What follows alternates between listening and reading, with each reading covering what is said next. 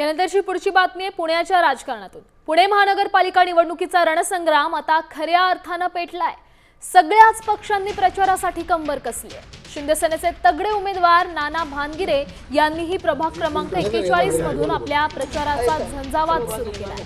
डिसोळी गावच्या पद्मावती मंदिरात दर्शन घेऊन त्यांनी प्रचाराचा नारळ फोडलाय। मात्र या सगळ्या प्रचारादरम्यान एका आगळ्या वेगळ्या दृश्याने सगळ्यांचं लक्ष वेधून घेतलंय। प्रचाराच्या धावपळीत नाना भानगिरे चक्क चुलीवर भाकरी भाजताना दिसले। केवळ भाकरीच भाजली नाहीये तर यंदा पुण्यात शिंदेसेनाच राजकारणाची भाकरी फिरवणार असा थेट इशारा त्यांनी आपल्या मित्रपक्ष भाजप आणि अजित पवारांच्या राष्ट्रवादीला दिला। पुण्यावर शिवसेनेचाच भगवा फडकणार आणि यंदा पुण्याचा महापौर शिंदेसेनेचाच होणार असा ठाम विश्वासही भानगिरेंनी यावेळी व्यक्त केलाय। त्यांच्या या भाकरी राजकारणाची सध्या पुणे शहरात जोरदार चर्चा आहे।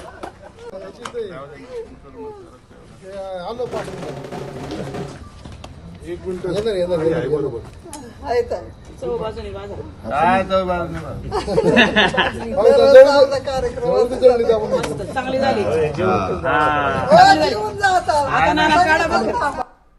निश्चित भाकरी तुम्हाला 16 तारखेला फिरलेले दिसन।